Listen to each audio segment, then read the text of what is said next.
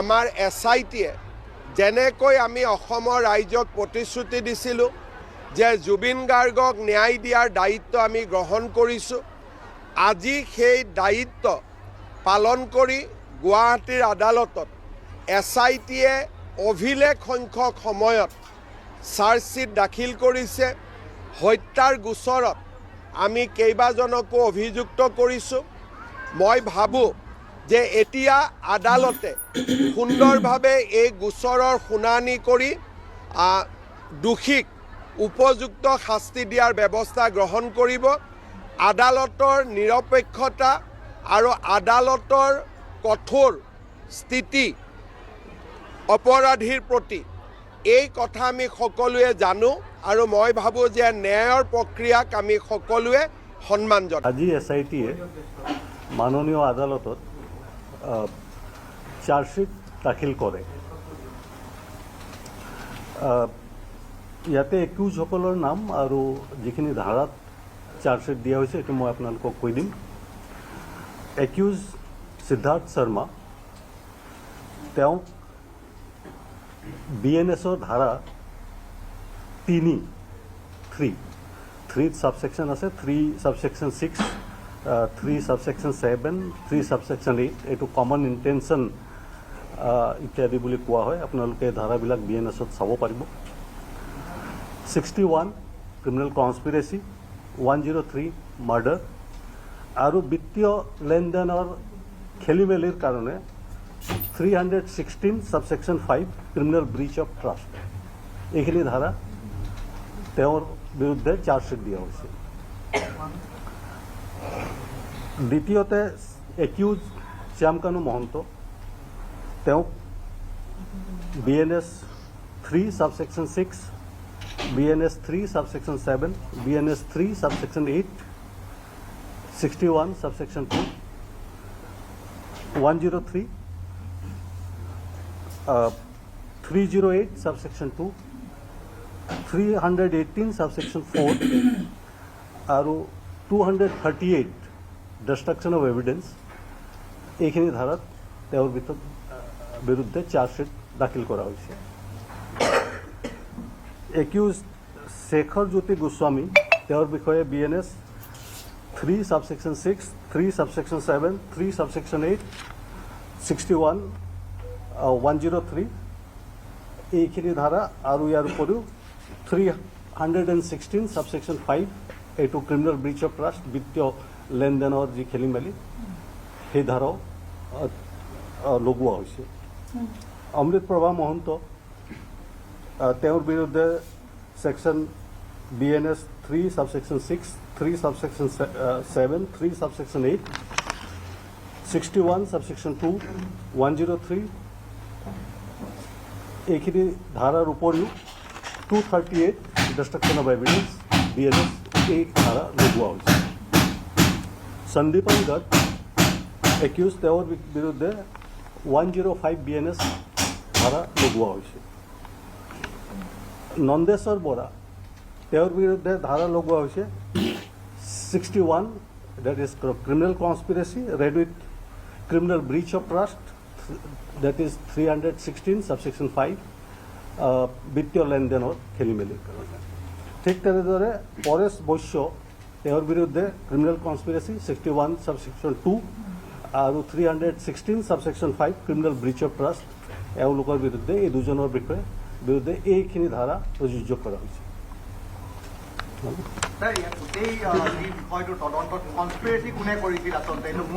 সেই গোটেইখিনি আপোনালোকে আমি চাৰ্জশ্বীটত কোৰ্টৰ ওচৰত দাখিল কৰিছোঁ, সেই গোটেইখিনি ইয়াত কোৱাটো সম্ভৱ নহয়।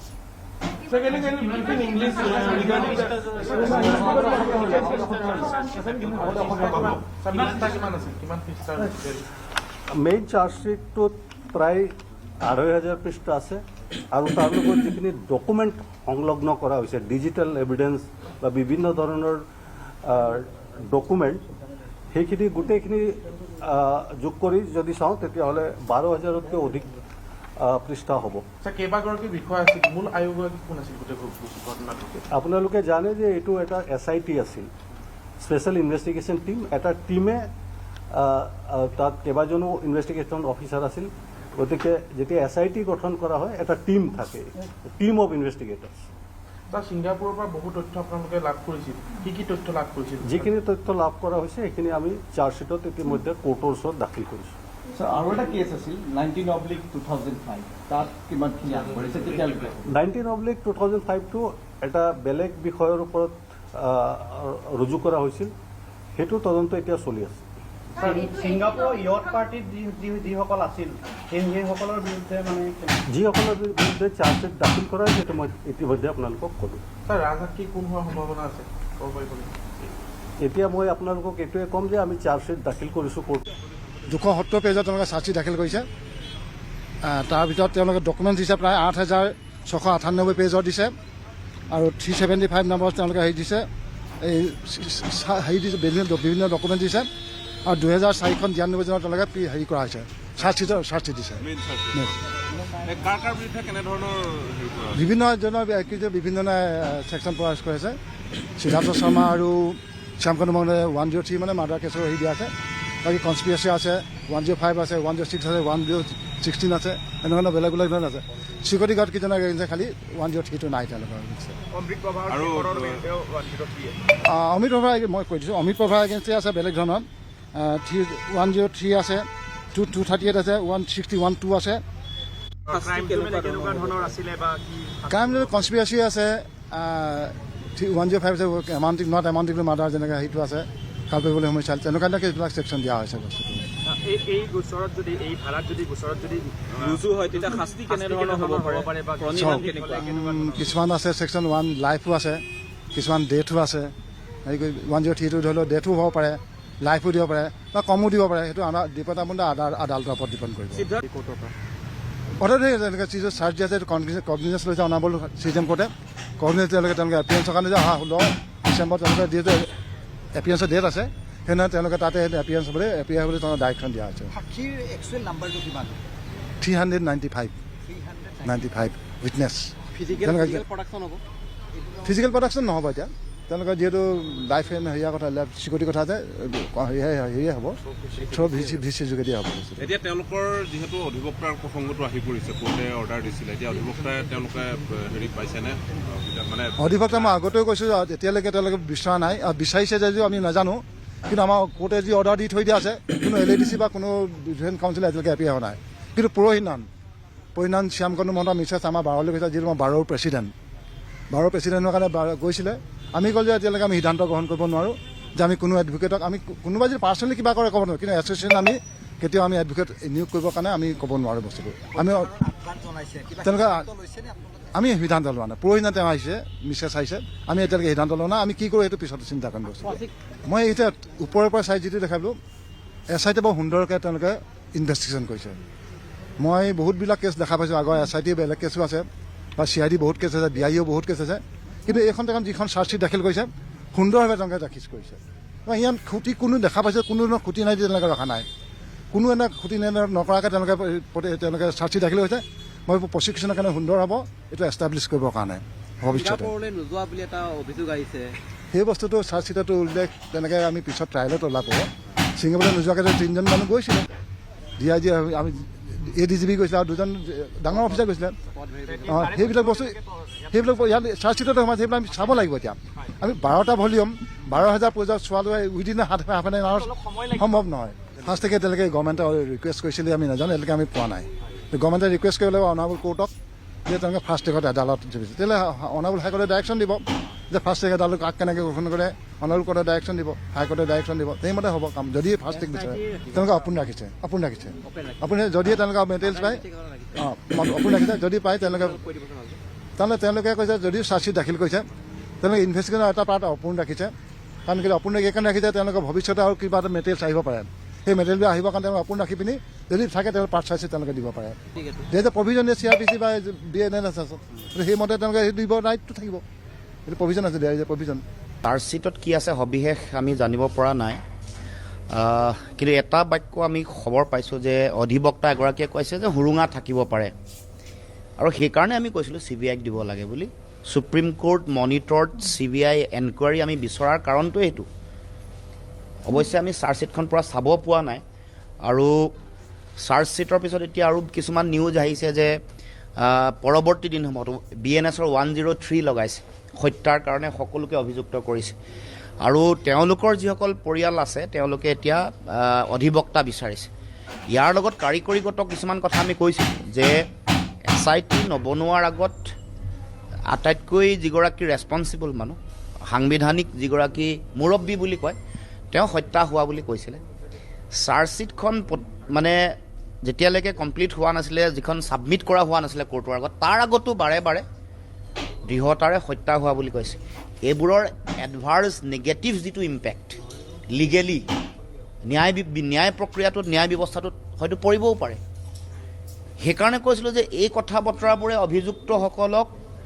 সুৰুঙাৰে তেওঁলোকে দুখমুক্ত হোৱাৰ সুযোগটো ন্যায়ালয়ত মুখ্যমন্ত্ৰীয়ে নিজে গঢ়ি দিছে নেকি, এইবোৰ কথাও পৰৱৰ্তী দিনসমূহত আছে। কিন্তু আমি সকলোৱে জুবিনদাৰ ন্যায় প্ৰাপ্তিৰ কাৰণে আমি যুঁজি আছোঁ আৰু সেইকাৰণে আমি আশাবাদী।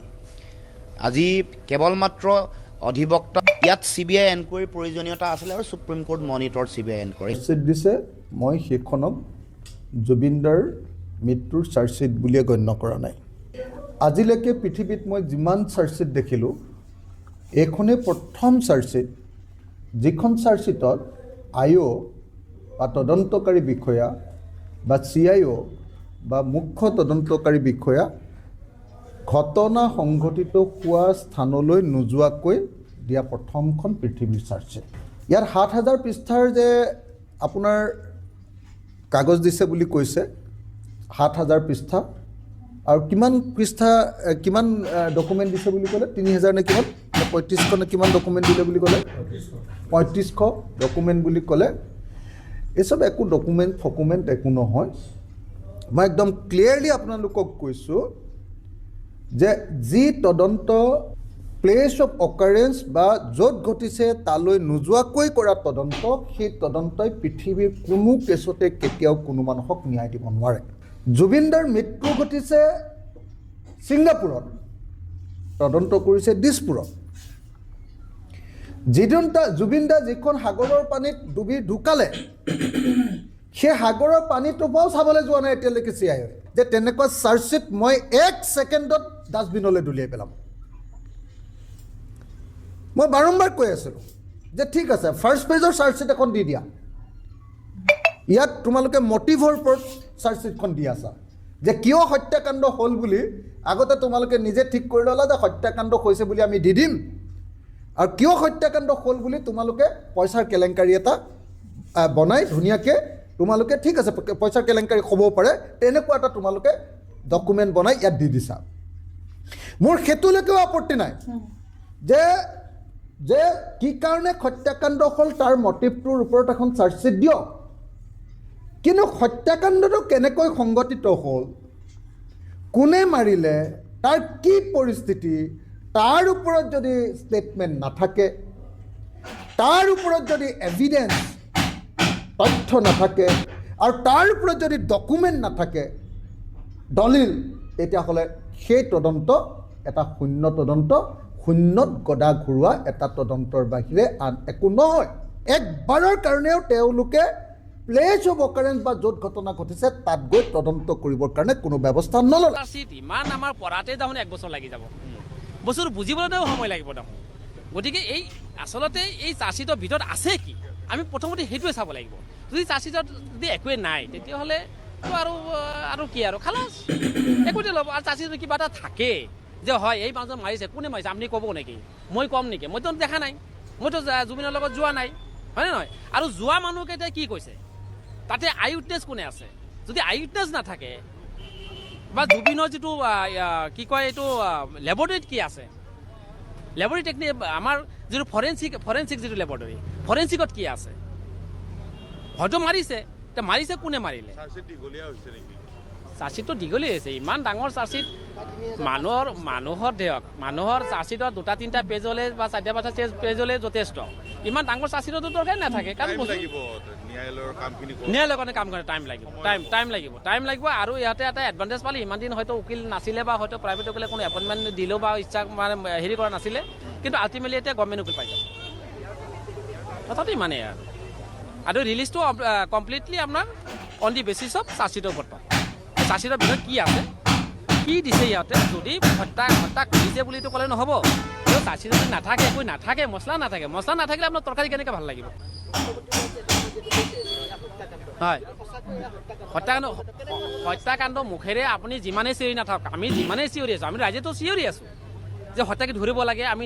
জাষ্টিছ পাব লাগে। কিন্তু এতিয়া ক'লে সেই চাৰ্জশ্বিটৰ ভিতৰত আছে কি, চাৰ্জশ্বিটৰ ভিতৰত দিছে কি? যদি নাথাকে একোৱেই নাখায়, তাতে একোৱেই নাথাকে, আমাৰ মোটামুটি এনেই যাব ৰাইজৰ। চাৰ্জশ্বিটত কিবা থাকিলেহে পাব, কথাটো ইমানে।